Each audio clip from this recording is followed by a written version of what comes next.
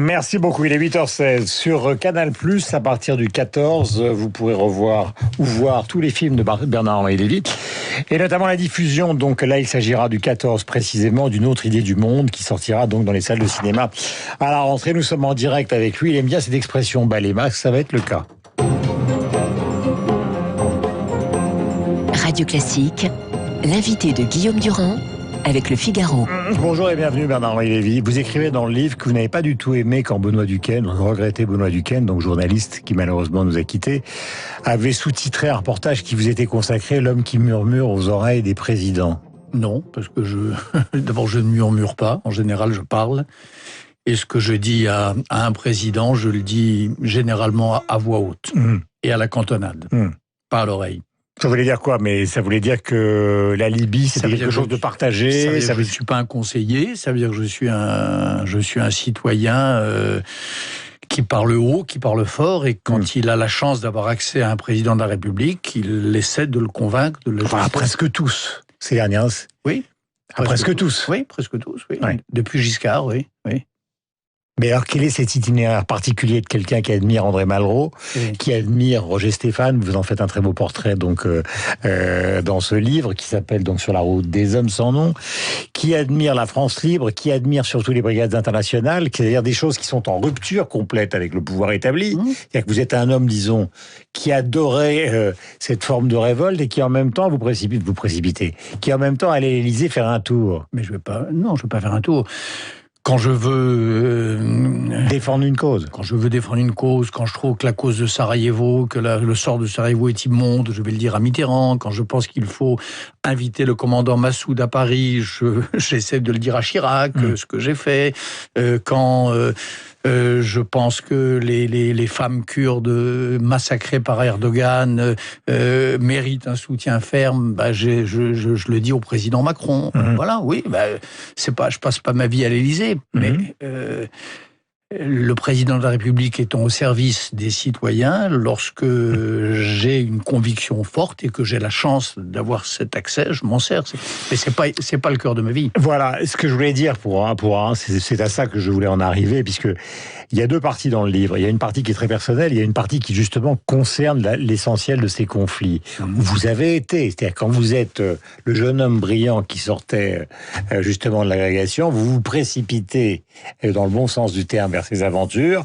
Vous avez tellement étudié qu'à un moment il y en a ras-le-bol, il faut passer à autre chose. Et la deuxième partie du livre est une sorte de survol de ce qui se passe aujourd'hui, c'est-à-dire que la constatation que vous faites, c'est que ça continue, c'est-à-dire qu'en Afghanistan ça n'a pas vraiment progressé, qu'à Mogadiscio ça n'a pas forcément progressé, on vit le Proche-Orient, rien n'est réglé, on est passé totalement à côté de la conférence d'Oslo, donc au fond il y a un constat relativement pessimiste.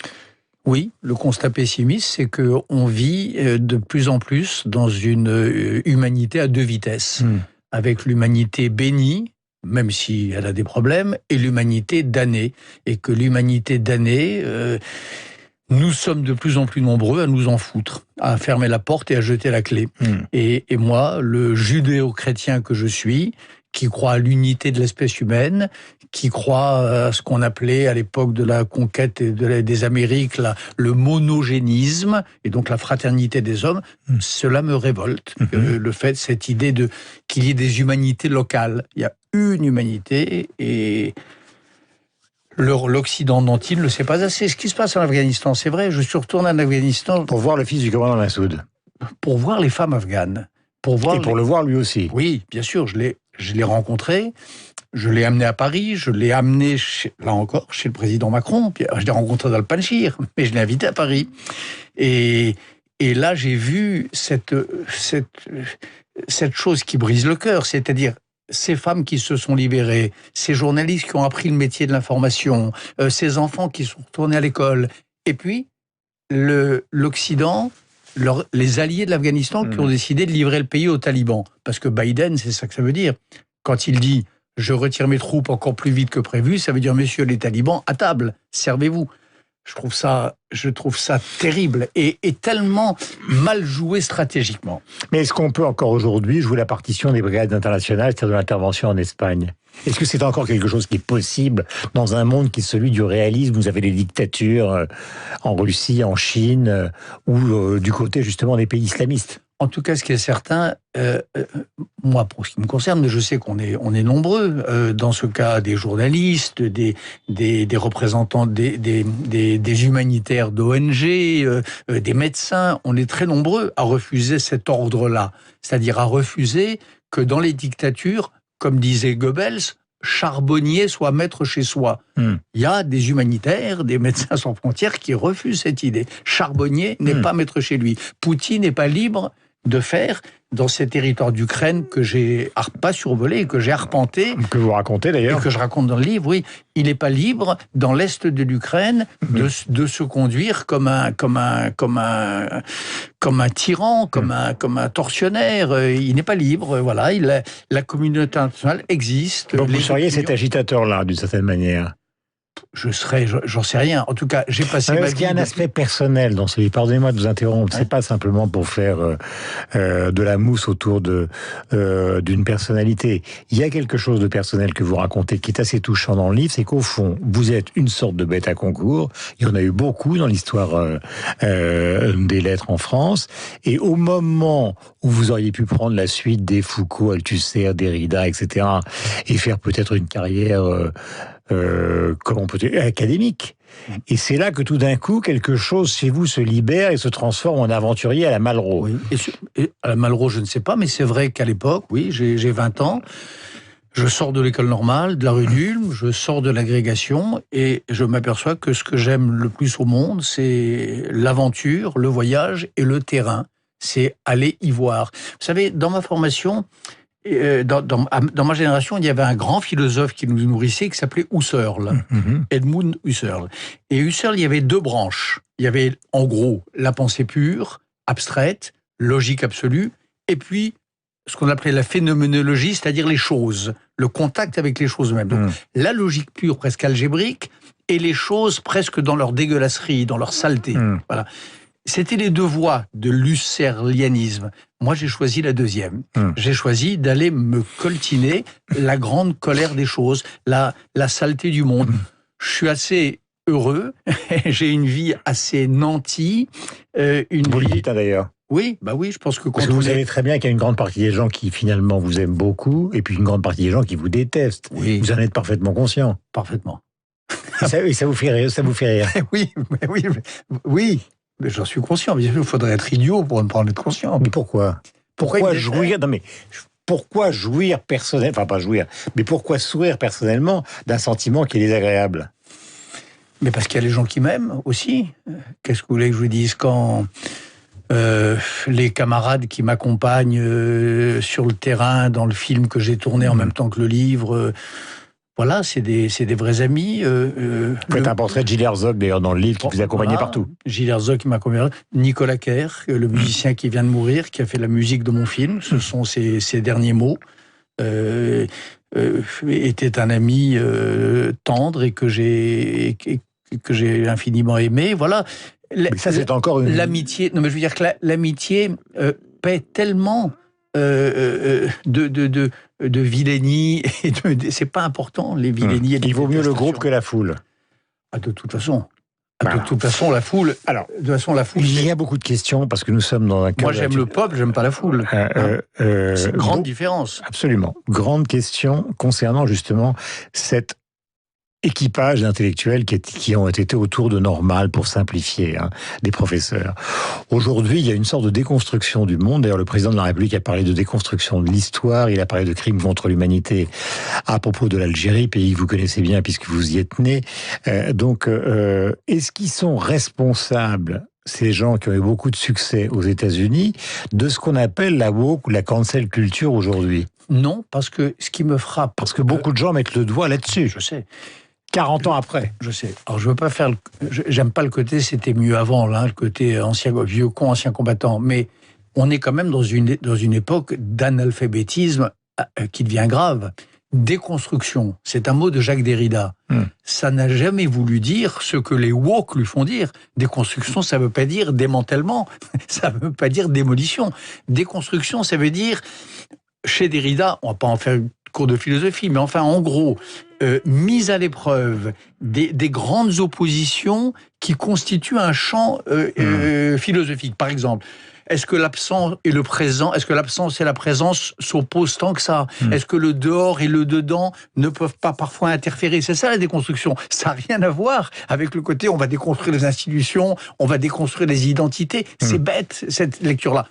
Oui, mais cette lecture-là, pardonnez-moi, mais cette lecture-là, elle existe. Ah ben, elle existe. C'est-à-dire qu'elle a été résumée comme ça. Mais elle existe parce en qu'il y a gros, on explique, pardonnez-moi, je résume, parce que c'est, voilà, je fais le journaliste face à l'intellectuel, c'est logique. Oui. On dit, ces gens-là ont eu un succès considérable aux États-Unis à un moment où la pensée américaine était entièrement tournée vers le développement économique. À l'époque où ils avaient du succès, ils reviennent en France, ils reviennent partout en disant, ben voilà, maintenant... Ils reviennent en France dans une extrême gauche débile, analphabète, parce que déconstruction, ça veut pas dire ça. Par exemple, je sais qu'il y a une partie de l'extrême gauche intellectuelle qui fait de Michel Foucault le chantre des identités, cette extrême gauche identitaire, racialiste, etc.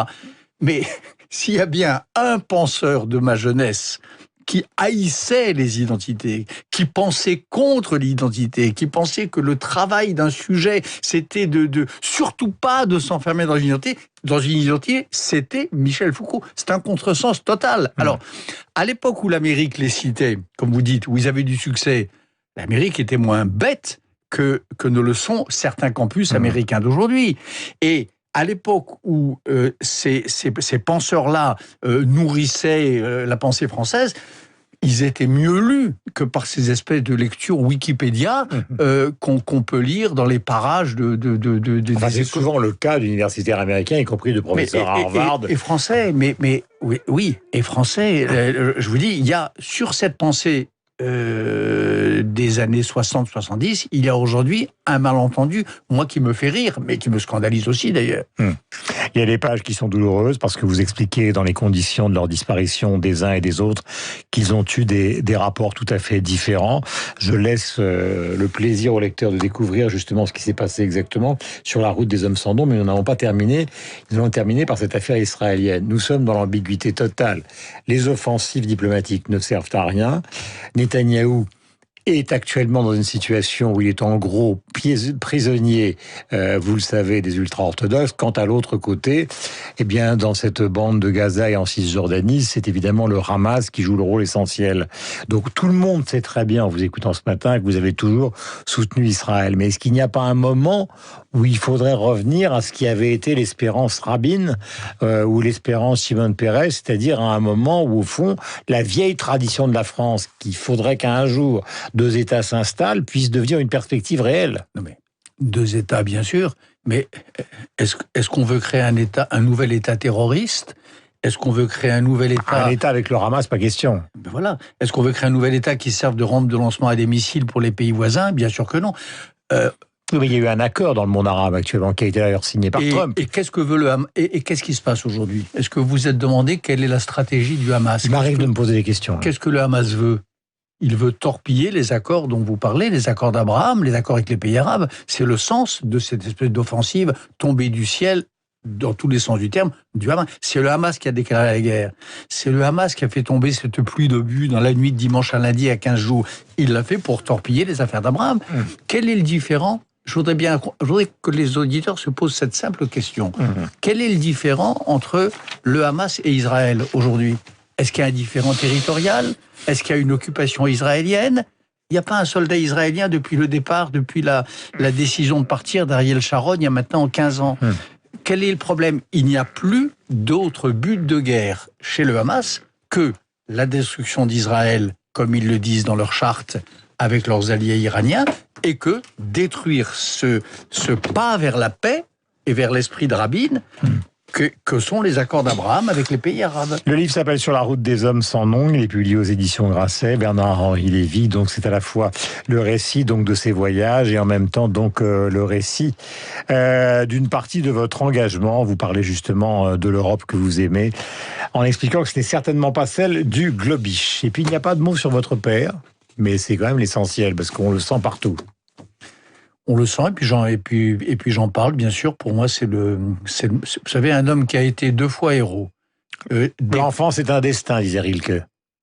Et les pères sont parfois des bons tuteurs et des grands modèles. Héros de Monte Cassino.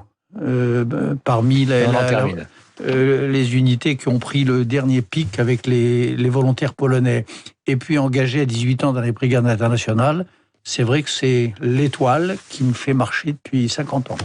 Bernard-Henri Lévy, il est 8h31, donc le livre est publié aux éditions Grasset. Je rappelle que sur Canal, vous verrez tous les films donc sur MyCanal à partir du 14 juin. Et puis donc le dernier film, ce qui lui sera diffusé le 14 juin même. Il est 8h31, voici David Abiquière et nous avons rendez-vous aussi avec le rappel des titres, ce sera Marc Bourreau. Merci. Merci.